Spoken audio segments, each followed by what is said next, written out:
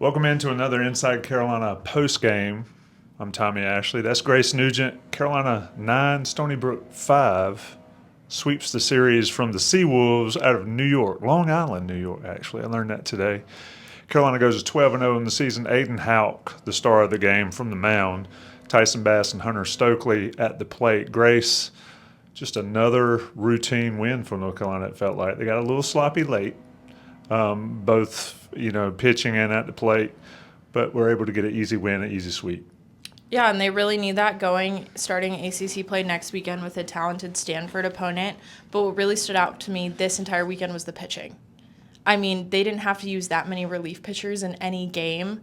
Jason DeCaro, he started on Friday ace, and he had his longest career start to date. Jake Knapp yesterday, he went solid innings, and he had a career high in strikeouts. And Aiden today is really showing us that he is that Sunday starter. That position has always been a little bit more up for contention, I think, and he's just really hammering home that he is a really good starting option, and it's really taking stress off of this bullpen early. Yeah, Scott Forbes talked after the game about pounding the strike zone, playing a lot of games in a lot of days, but with the pitchers playing like they are, throwing strikes. I thought Houck today went 6 1/3, I believe, had some success, a couple bad pitches late, but his ability to lock down, like you mentioned, the Sunday starter, that you have DeCaro went 7 2/3 on Friday, Jake Knapp went a little over 4 on Saturday, and then today Houck into the 6th.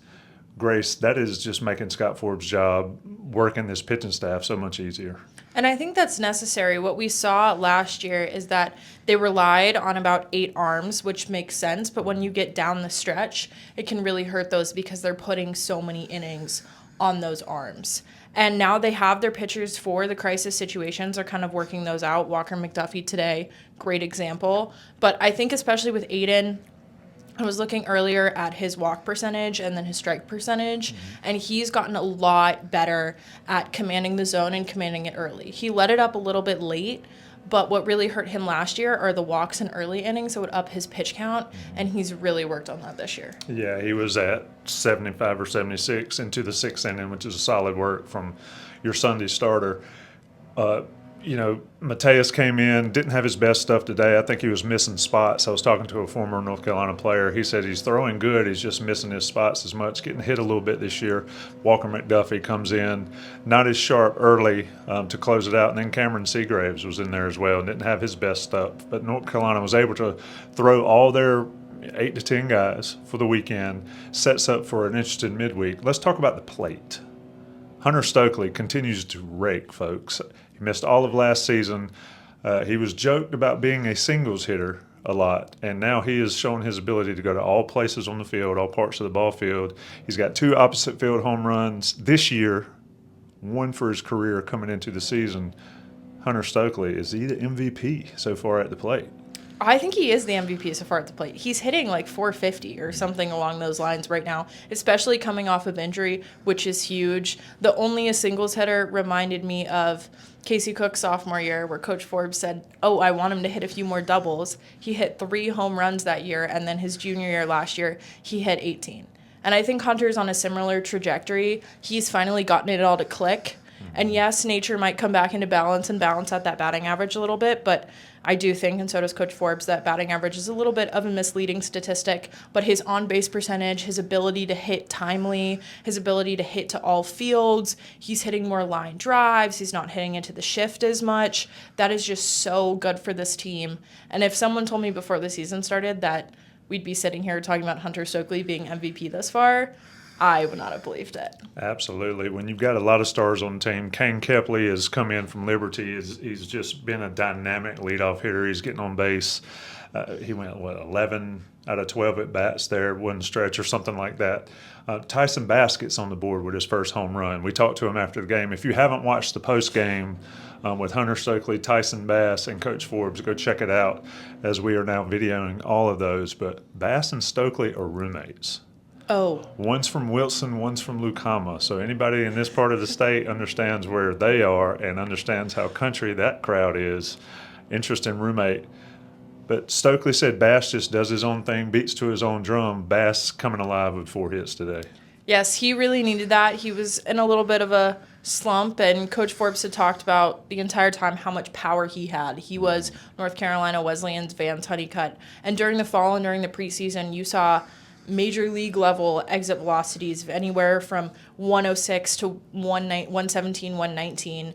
And so Coach Forbes just talking about that Bass is going to get it. He's going to get it. And he finally got it today. I think that's really important for him, for his confidence. And I'm thinking it might be one of those things where now that he's gotten it, the floodgates might open. He kind of gets it to click. That happens a lot of times with those D3 JUCO transfers. They need a little bit of time to adjust to pitching at this level.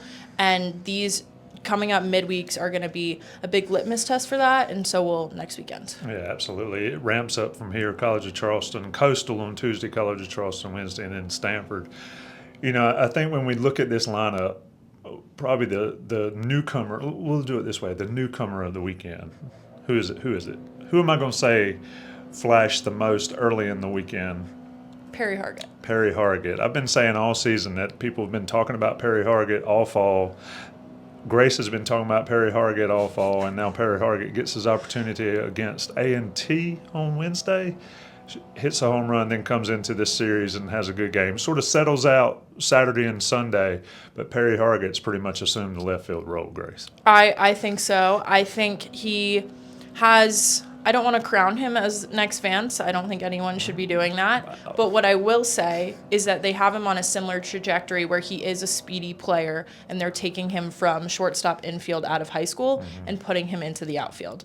That is the similarity. I will also say, according to the game notes and what we found out yesterday, is that the last player, maybe it was Friday, to homer in back-to-back at-bats was also Vance Honeycutt. Way to go, Perry. He had a great opening starting weekend for him. I think that's really big for his confidence. He kind of did what Gavin did, where he came in one game, and now he's announced his presence, and it's going to be, I think, near impossible to take him out of this lineup. He's young. He has tools. He's a really moldable player. He's a utility guy. I think you could put him in so many spots. And he had a big weekend, and that's really big for this lineup as well, because that left field has always been their little bit weakest spot. So now with the DH, Coach Forbes has the flexibility to put Sam Angelo there, put Ron Kellis there, put Mac Dye there. If they want to give Luke a day off from catching like they did yesterday, Luke can DH, Matt can catch. It just gives him a lot of flexibility in that lineup.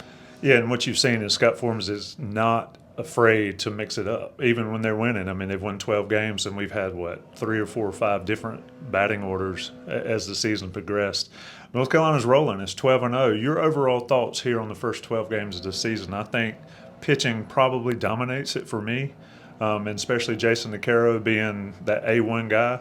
But your overall thoughts over the past 4 weeks of baseball? Well, to turn quickly back to your lineup thought, what I thought was super interesting is Forbes had moved down Alex Madera, who's batting really, really well. And I think he and Kane are really similar players. They're two players that might be a little bit more overlooked, Alex more than Kane. But you have two really good, smaller stature, leadoff guys at 1 and 6. And that's really paid off really well for those two. But overall, I will say it's definitely been the pitching. I mean, Jake Knapp, Folger Boaz is back. You have guys like Walker McDuffie, Ryan Lynch, Cameron Seagraves that are making an impact really early in their careers. And then I just don't think people get how good Jason DeCaro is and how good he can be. On Friday, he got through 1 inning and 5 pitches. And that's, some people might say, oh, well, they were hitting off his pitches. That's why. That's because he's so fearless on the mound. He does not care if he's throwing it right. He's throwing it in the strike zone. He's not nibbling it around because he believes in his stuff. He knows what he has, and he's just an absolute monster. And next week's going to be really interesting. He's going up against one of the other, I think, best pitchers in the ACC and Matt Scott. And I don't think Jason will be backing down from that challenge. And I think UNC is really lucky to have a starter who's super young, has all that stuff, and is just not afraid to go out and be himself no matter who's in the box. Absolutely. DeCaro opening up on Friday against Stanford. So the midweeks are Coastal and College of Charleston. They come in on Tuesday and Wednesday. And then Stanford comes to the Bosch. If you hadn't had the opportunity to get out here to see the Tar Heels, this is a good week to do it. Quality teams all around. Carolina will host at 4 on Tuesday, 4 on Wednesday. And then the series starts against Stanford with Jason DeCaro on the mound at 4 on Friday. Stay tuned to Inside Carolina.